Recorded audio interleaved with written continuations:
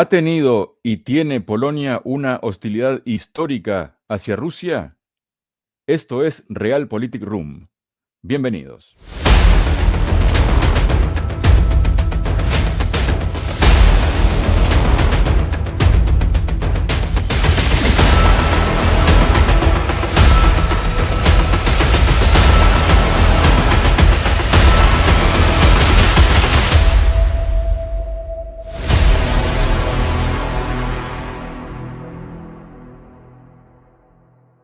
Hola, bienvenidos a otro episodio de Realpolitik Room y tal como anticipaba en la presentación, vamos a hablar sobre Polonia y su relación y qué tipo de relación ha tenido históricamente con Rusia. Y para hablar sobre ello estoy junto al analista internacional Cristian Lamesa. Cristian, bienvenido a Realpolitik Room. ¿Cómo estás?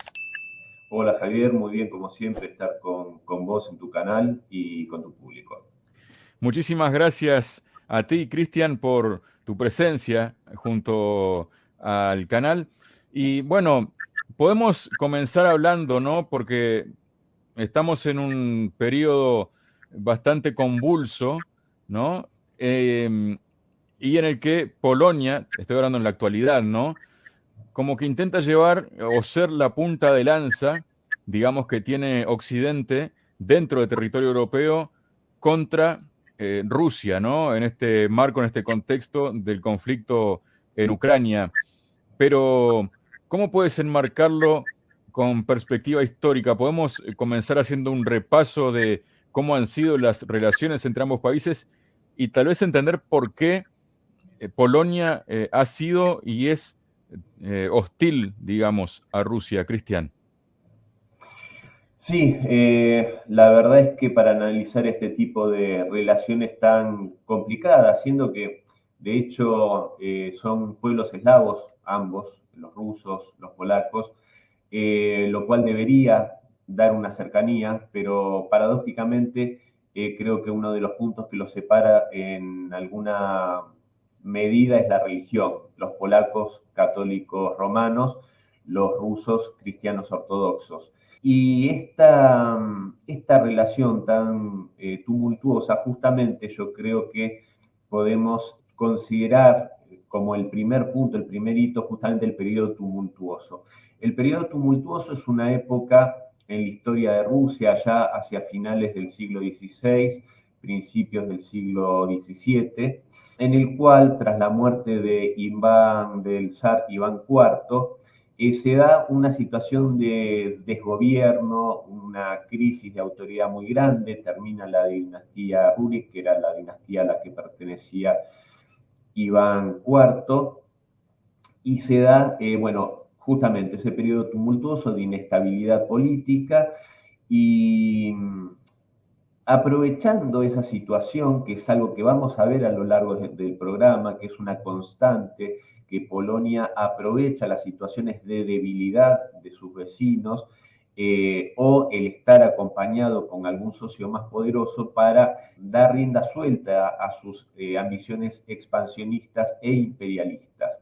En este caso, allá por el tiempo del periodo tumultuoso en Rusia, era rey de Polonia Segismundo III Vasa, y este monarca polaco invade con sus tropas a Rusia, llegan a Moscú y trata de instaurar en el trono como zar de Rusia a Dmitri I el Falso. Este era un impostor que pretendía tener la identidad del hijo de Iván IV, de Dmitri, quien había fallecido, por supuesto. Y esta ocupación que hacen los polacos de Moscú y de parte de Rusia, lo hace con características muy sangrientas y muy violentas y muy represiva para con el pueblo ruso, siempre con esta ambición, estas ganas de polonizar a aquellos pueblos y regiones que ocupaba Polonia justamente, incluso queriendo cambiar la fe religiosa del pueblo ruso, convirtiéndolos forzosamente al catolicismo, cosa que por supuesto los rusos no aceptaron. Empezó una rebelión muy grande contra estos invasores, incluso para forzar a que esta rebelión contra los polacos cesase, pretenden obligar al patriarca Hermógenes a que emitiera un documento en el cual condenaba la rebelión, cosa que este patriota ruso se niega, este hombre de fe, y la medida que toman es encerrarlo y dejarlo morir de hambre. Murió de inanición. Así que, y otro hecho, y con esto podemos ya más o menos cerrar este primer punto, es el intento de asesinato que pretenden contra el elegido siguiente zar, el que iba a fundar la dinastía de los Romanos, que era Mijaíl I. Tropas polacas intentaron ubicarlo, encontrarlo a este joven zar y asesinarlo para justamente seguir impidiéndole a Rusia poder salir de este periodo tumultuoso. La vida del zar fue salvada por un campesino, Susanin, que sabiendo estas intenciones, desvió a estos militares polacos, los condujo a un bosque del cual no encontraron la salida y murieron de frío. Eso cuenta la historia, pero sin antes torturar y matar como venganza a este campesino que había dado la vida por su joven zar. Cristian, también tenemos, ¿no? Para ir avanzando en el tema, la participación de Polonia en las invasiones napoleónicas, ¿no? ¿Cómo describes todo esto? Bueno, ese punto también es muy interesante, considero yo, porque nuevamente vuelven a estar polacos, y no dos, tres polacos, sino enorme cantidad de efectivos del ejército polaco, de tropas polacas, que de hecho eran las legiones polacas, así se las llamaba dentro de la Gran Armée napoleónica. Y estos polacos que de hecho participaron en todas las campañas que pretendió hacer Napoleón para dominar Europa lisa y llanamente. Podemos recordar la invasión de España y de tantos otros sitios por parte de las fuerzas napoleónicas. Incluso hubieron tropas polacas intentando aplastar la rebelión en Haití, que condujo a la liberación de aquel país, el segundo país de toda América en proclamar su libertad, allá por 1804, si no me equivoco. Y bueno, habían polacos también pretendiendo aplastar a esta heroica rebelión en Haití. Esto bajo mandato, por supuesto, de Napoleón. Este supuesto libertador que no hacía más que invadir países. Y paradójicamente, de lo que se acusaba a los zares, a la Unión Soviética en su momento, a la Rusia actual, de querer dominar e invadir Europa, y paradójicamente era Europa la que era invadida, en este caso por Napoleón, y en las fuerzas napoleónicas terminaron habiendo efectivos de muchísimos países de Europa en esa invasión que hace contra Rusia ya por 1812, en la cual, para tener una magnitud de la participación polaca, la Grande Armée francesa constaba de 600.000 efectivos. O sea, los que invaden Rusia son 600.000 efectivos, más de medio millón, de los cuales 100.000, casi 100.000, 98.000, una cosa así, eran polacos. Fue el contingente extranjero más grande dentro del ejército napoleónico, el que invade Rusia. Entonces, nuevamente vemos cómo Polonia tiene esas ambiciones expansionistas, en este caso solapados y mezclados con lo que era la fuerza napoleónica, pero nuevamente un protagonismo enorme en una agresión que intentó ser mortal contra el país eslavo, contra el imperio en ese momento, el imperio ruso. Luego también, ya si avanzamos más en el tiempo, está el hecho de, bueno, cómo siguieron avanzando las cosas, ¿no? Sobre todo en el periodo entre guerras, es decir, el comprendido entre la Primera y la Segunda Guerra Mundial. El mapa de Polonia se fue redibujando varias veces, ¿no? Y ha tenido diferentes formas. ¿Cómo era la Polonia de la entreguerra, Cristian? Bueno, digamos que creación de la Segunda República Polaca, ya por 1918, al final de la Primera Guerra Mundial, es la creación de un Estado a través del Tratado de Versalles. O sea, en ese momento sabemos que un poco se redibujó todo el mapa europeo y se crearon estados que hasta ese momento no existían, que estaban tal vez dentro de la órbita del Imperio Austrohúngaro, del Imperio Alemán, del Imperio Ruso.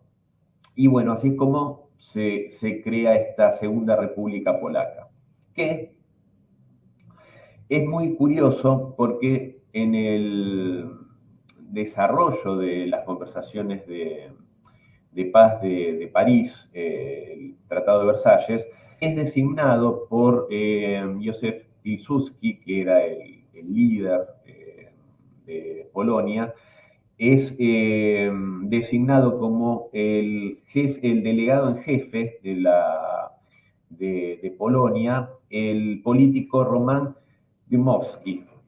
Este hombre era un antisemita recalcitrante, racista y fanático de una supremacía polaca por encima de los demás pueblos que los rodeaban. Él sostenía que, por ejemplo, que todos los pueblos, por ejemplo, lituanos, ucranianos, bielorrusos, bueno, todos los pueblos que les rodeaban eran inferiores y atrasados y debían ser, por decirlo de algún modo, conducidos a la luz por Polonia, que era la única civilizada y avanzada en ese momento. Con esa mirada enfrentaba más o menos el comienzo de este país, y este hombre pretendía que se le concediese a Polonia los territorios que había tenido en su momento la mancomunidad polaco-lituana. Esa vieja ambición del Estado de los dos mares, ir del Báltico hasta el Mar Negro. De vuelta, la ambición expansionista de Polonia. Y aparte, obviamente, todos los pueblos, por esto después lo vamos a ver, todos los pueblos que quedaron bajo la órbita de Polonia fueron pueblos cuyos derechos fueron vulnerados desde la lengua materna, la libertad religiosa, etc. Y en el acuerdo, en el Tratado de Versalles, se determina la frontera oriental de Polonia, en donde tenía que transcurrir la línea Curzon. La línea Curzon era una línea que justamente había propuesto un británico, el Lord Curzon. Estableció un límite que tenía que ver con los límites históricos y, por decirlo de algún modo, étnicos polacos. Esto después lo viola Polonia por la fuerza al aprovechar nuevamente la debilidad de un vecino, en este caso la naciente República Federativa Socialista Soviética de Rusia, que recordemos que se encontraba en una guerra civil sangrienta, con 14 potencias extranjeras invadiendo territorio ruso. En un momento llegó a tener ocupado 3/4 partes del país por fuerzas extranjeras, y en ese marco de debilidad, Polonia invade, ocupa la parte occidental de Bielorrusia, la parte occidental de Ucrania, le arrebata la capital histórica Vilna a Lituania. Entonces, bueno, vemos que es un modus operandi de Polonia actuar de esta manera y, como decía antes, aprovecharse de la debilidad en este caso, de la Rusia soviética, que estaba inmersa en una tremenda guerra civil. Esto mismo hace, en este mismo periodo entre guerras, por ejemplo, en un momento dado, allá por el año 36, 37, si no me equivoco, le da un ultimátum a Lituania, que como comenté recién, le tenía ocupada su capital, Vilna. Le da un ultimátum para que restablezcan relaciones diplomáticas, que normalicen las relaciones diplomáticas, que renuncie a su reivindicación respecto a la soberanía sobre esta región de Lituania, e incluso que elimine de la constitución lituana de aquel entonces, donde figuraba esta reivindicación territorial de soberanía. En el caso de Lituania no logró ir más allá Polonia con su ambición, porque de hecho este ultimátum era de 24 horas y amenazaba con tomar medidas por la fuerza, invadir todo el territorio, y esto pudo ser conjurado por la Unión Soviética, que le hizo saber al embajador polaco en Moscú que si hacían esto, la Unión Soviética denunciaría inmediatamente el pacto de no agresión germano-polaco y tomaría las medidas necesarias para defender a Lituania, la independencia de Lituania. No tuvo la misma suerte Checoslovaquia en la crisis de los Sudetes, cuando ya hablando del año 38, la Alemania nazi, que hay que decirlo esto, acá un breve paréntesis, Polonia tuvo muy malas relaciones con la República de Weimar, ese periodo que va desde el final de la Primera Guerra Mundial hasta el ascenso de Hitler al poder, tuvo muy malas relaciones al punto de en varias ocasiones Polonia amenazar con una acción militar contra Alemania.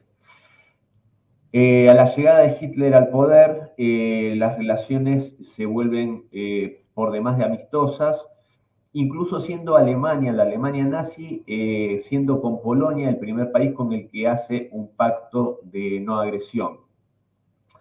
Entonces, esto genera que haya una especie de trabajo en equipo, dado que incluso muchas de las cuestiones que caracterizaron a la Alemania nazi, como el antisemitismo tan profundo, hay que decirlo, era moneda corriente en Polonia. Incluso hay quienes dicen que hasta el día de hoy sigue siendo muy fuerte el antisemitismo polaco. En este caso, en el caso de Checoslovaquia, trabajaron totalmente en equipo y de forma coordinada para que no solo Alemania arrebatase los territorios que reclamaba Checoslovaquia, sino que Polonia, de vuelta, aprovechándose de una cuestión de debilidad, pudiese hacerse con la región de Tiesin, en Checoslovaquia. A raíz de esto, el líder británico Winston Churchill califica y caracteriza a Polonia como la hiena de Europa. Esto no lo dijo Joseph Stalin, no lo dijo un líder soviético, lo dijo Winston Churchill, máximo líder admirado por Occidente, dijo ni más ni menos que Polonia era la hiena de Europa.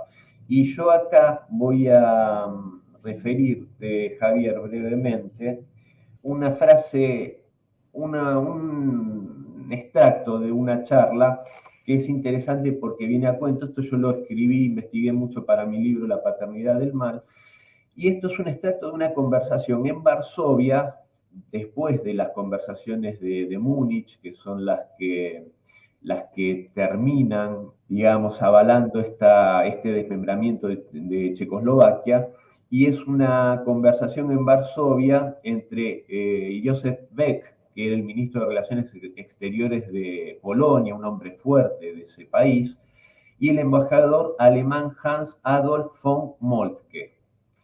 Y dice textualmente, es un registro de la charla, dice: el señor Beck expresó gran gratitud por la leal interpretación de los intereses polacos en la conferencia de Múnich, así como por la sinceridad de las relaciones durante el conflicto checo. El gobierno y el público en Polonia aprecian plenamente la posición del Führer y del canciller del Reich alemán, por supuesto.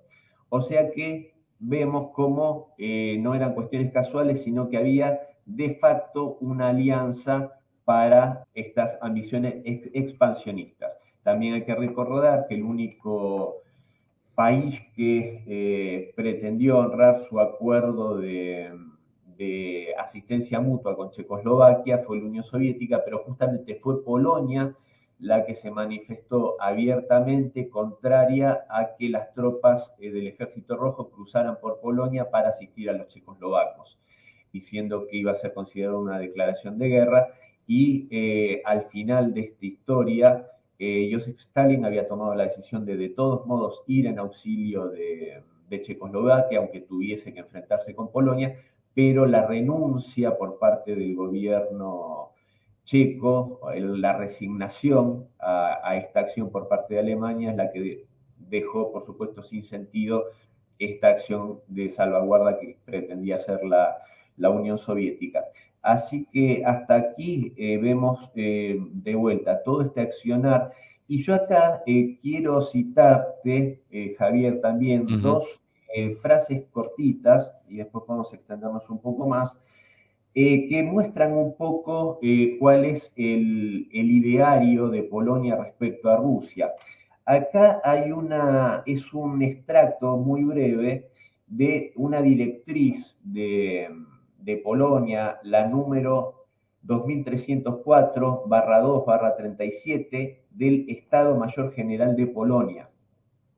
Este documento del 31 de agosto de 1937 afirma que la principal misión de la política polaca es aniquilar a cualquier Rusia. O sea, sin eufemismos, totalmente claro en cuanto a su razón de ser, por decirlo de algún modo. Y yo acá te voy a leer otro extracto, otro párrafo cortito. En este caso, también por aquella época, 1937 aproximadamente, esto dicho por el mariscal Edward Witz Smigli. Este hombre fue ni más ni menos que el máximo jefe militar de Polonia y dijo textualmente: Rusia es el enemigo número uno. Y agregó que el alemán sigue siendo un adversario, pero no por ello es menos europeo. Para los polacos, el ruso es un bárbaro. Y si es un bárbaro, es un asiático, un corrupto, un elemento ponzoñoso con el que todo tipo de contacto es peligroso. Y cualquier compromiso con él es mortal. Estas eran las palabras de este hombre fuerte, militar de Polonia, manifestando una rusofobia profunda, un gran odio hacia el país eslavo y por otra parte un racismo y un desprecio infinito hacia los pueblos asiáticos. Así que esa es un poco la matriz de esta relación o de estos sentimientos tan jorobados contra Rusia y que después nos podemos extender un poquito más sobre el antisemitismo, que es algo que hoy parece que quieren ocultar, pero resulta bastante difícil.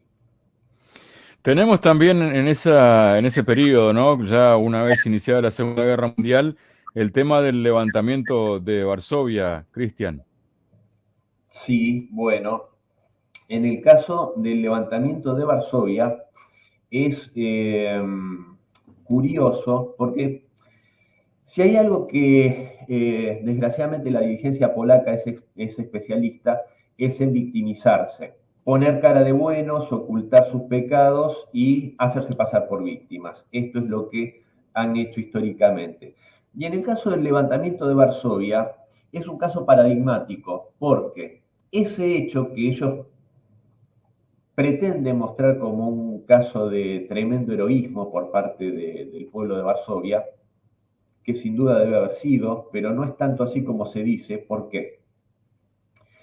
Esta acción fue orquestada por la Armia Krajowa, que era una especie de ejército insurgente polaco en la clandestinidad. Y digamos que la Armia Krajowa no hizo prácticamente nada, o por lo menos nada sustancial, para apoyar a los judíos de Varsovia cuando casi un año y medio antes, hicieron el heroico levantamiento del gueto de Varsovia y se los masacró por parte de las fuerzas alemanas y estos jóvenes integrantes de la Armia Krajowa no hicieron nada en ese momento, se entiende, para salvar o compartir la lucha de sus hermanos polacos, judíos polacos. Muy por el contrario, allá por agosto, si no me equivoco, del 44, cuando es el levantamiento de Varsovia, tiene unas particularidades este hecho, porque fue muy fílmico y muy fotográficamente. Yo como profesional de la imagen, como fotógrafo, sé cuando una imagen es armada o cuando es espontánea y es real. Y este levantamiento tuvo un patrocinio muy grande por parte de los servicios de inteligencia británicos. Y se puede ver, hay muchas imágenes que están accesibles en Internet, donde se ven a estos jóvenes héroes polacos fotografiados a color, y se los ve a todos muy bien alimentados, se los ve a todos saludables. Y hay que recordar que por esa época prácticamente no quedaban judíos con vida en Polonia. O sea, los que fueron perseguidos por el régimen nazi en Polonia ya habían muerto o eran cadáveres andantes. Y esta gente por lo menos quedaría la duda al ver sus propias imágenes, muy propagandísticas también, como hacen ahora con las revoluciones de colores que muestran jóvenes bailando y con mucha alegría, y en realidad es un golpe de Estado lo que se está gestando. Bueno, en este caso era muy similar la imagen que se quería brindar en Occidente de estos luchadores polacos. Y entonces, obviamente, que su aspecto saludable indica que si no fueron colaboracionistas, por lo menos no hicieron nada para oponerse al régimen nazi. Por eso su buen estado saludable. ¿Y cuál era el fin del levantamiento de Varsovia? Era cortar el avance soviético, era cortar el avance del Ejército Rojo, prácticamente cubriendo las espaldas para que no llegasen a Berlín las tropas del Ejército Rojo. Y cuando obviamente tienen un traspié, porque siempre los polacos tienen otra cuestión, que tienen una soberbia que les hace creer que son más fuertes de lo que son o que pueden morder un bocado más grande de lo que tienen capacidad de hacer. Y cuando se dan cuenta que viene una derrota, pretenden que es el ejército ruso el que cruce, el ejército rojo el que cruce el Vístula y vaya en auxilio de la Armia Craiova. Cuando el primer frente bielorruso, al mando del mariscal Konstantin Rokossovsky, había pasado por la batalla de Kursk, venía empujando a los nazis hacia las fronteras fuera de la Unión Soviética, venía liberando a través de la operación Bagration a la Unión Soviética, y pretendían que esas tropas que estaban en ese momento se apostaron a la orilla del Vístula porque estaban agotados y tenían que renovar sus fuerzas, que se embarcasen en una operación que no era ni más ni menos que el intento de una puñalada por la espalda de la Armia Craiova para instalar en el gobierno en Varsovia al gobierno títere que estaba en Londres. O sea que vos fijate cómo esto lo muestran, lo intentan mostrar como una traición, por decirlo de algún modo, de la Unión Soviética, cuando en realidad la traición era de Polonia hacia justamente el ejército rojo que venía liberando justamente no solo a la Unión Soviética, sino a media Europa. Y acá yo te quiero comentar, porque también viene a cuento de este antisemitismo que decía antes, que no movieron un dedo para auxiliar a los judíos del gueto. Hay una reunión muy particular que se da en 1938 entre Hitler y el embajador polaco en Berlín, perdón, que era Józef Lipski. Y ahí Hitler le comenta el plan Madagascar, que era un plan mediante el cual Hitler pretendía reclamarle la isla de Madagascar a Francia y trasladar a todos los judíos de Europa Oriental a esa isla, en condiciones, por supuesto, insalubres e inhumanas. Y el embajador Lipski, ante la propuesta y preguntándole la opinión, ya que obviamente en Polonia había una inmensa población judía, le dice textualmente, Lipski le responde: si puede encontrar tal solución, le erigiremos un hermoso monumento en Varsovia. O sea, la solución al problema judío, le decía que iban a erigir un monumento de Hitler en Varsovia. Ese tipo de declaraciones son las que, por supuesto, que intenta ocultar Polonia, y por eso hace esas propuestas para que se equipare a la Alemania nazi con la Unión Soviética. Y otro de los mitos que instalan es el de el pacto Molotov-Ribbentrop. Uno puede escuchar habitualmente que ese fue un pacto de no agresión, que hay que decirlo, es el último pacto de no agresión que firma un país con con Alemania. O sea, Francia había firmado sendos acuerdos, el Reino Unido también. O sea, el último país que, habiendo alertado sobre el peligro que significaba la Alemania nazi desde el ascenso de Hitler, fue la Unión Soviética. al punto de proponerle en las charlas de Moscú de agosto de 1939, tratando de hacer una alianza antifascista con Francia y con el Reino Unido. Estas charlas, que fueron de gran importancia para Moscú, porque era el último intento de detener lo que sabía que tarde o temprano iba a ser un ataque de la Alemania nazi a la Unión Soviética.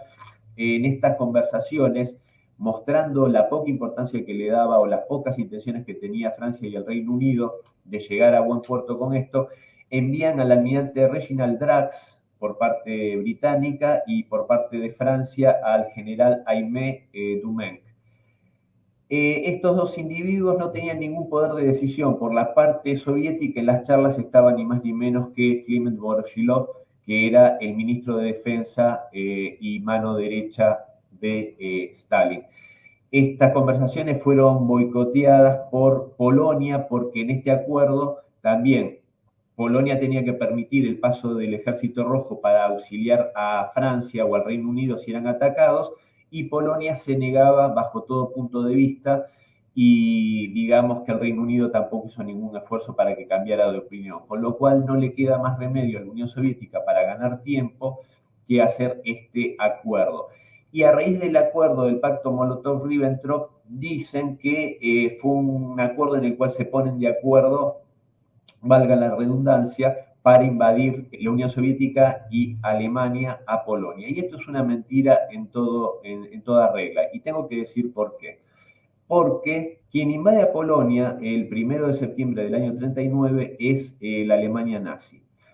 Y la Unión Soviética recién toma control de los territorios que habían sido ocupados por Polonia al comienzo, cuando charlamos sobre estas regiones que invade Polonia, aprovechándose de la guerra civil rusa.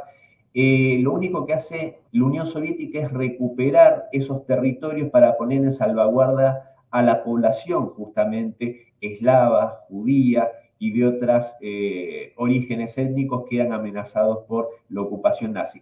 Y para refrendar esto, Javier, porque me gusta hablar con información, voy a tratar de ser breve, pero voy a leer el telegrama del 17 de septiembre de 1939 que le manda el ministro de Exteriores de la Unión Soviética, Molotov, al embajador polaco en Moscú. Y dice: señor embajador, la guerra germano-polaca ha puesto de relieve la inconsistencia interna del Estado polaco. En 10 días de operaciones militares, Polonia ha perdido todas sus regiones industriales y centros culturales. Varsovia, en tanto que capital de Polonia, ya no existe. El gobierno polaco se ha disuelto y no da señales de vida, lo que significa que el Estado polaco y su gobierno, de hecho, han dejado de existir. Cesa también, por lo tanto, la vigencia de los tratados celebrados entre la Unión Soviética y Polonia. Abandonada y privada de gobierno, Polonia se convierte en campo abonado para toda clase de incidentes y sorpresas que pueden resultar una amenaza para la URSS.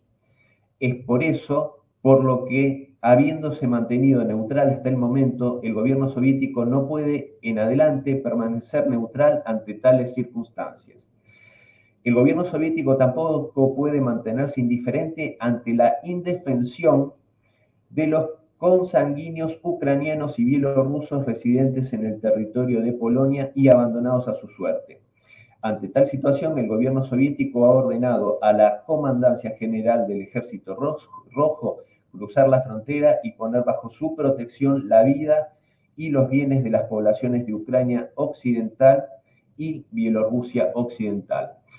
Al mismo tiempo, el gobierno soviético tiene la intención de adoptar todas las medidas posibles con el fin de rescatar al pueblo polaco de la malhadada guerra en la que se haya sumido por la insensatez de sus dirigentes y ofrecerle la oportunidad de emprender una existencia pacífica. Acepte, señor embajador, nuestras más absolutas muestras de respeto, comisario popular de Asuntos Exteriores de la URSS, Molotov. Y el embajador era el señor Grzybowski, embajada polaca en Moscú. Así que con esto, Javier, vemos cómo se trata de tergiversar la historia para justificar supuestas agresiones que en realidad no fueron ni más ni menos que agresiones, por el contrario, sufridas por Rusia de manos de los polacos asociándose con otros o de manos de ellos directamente. Muchísimas gracias por tu presencia este día en Realpolitik Room, Cristian. Gracias a vos, un abrazo grande y bueno, distinguidísimo por la invitación.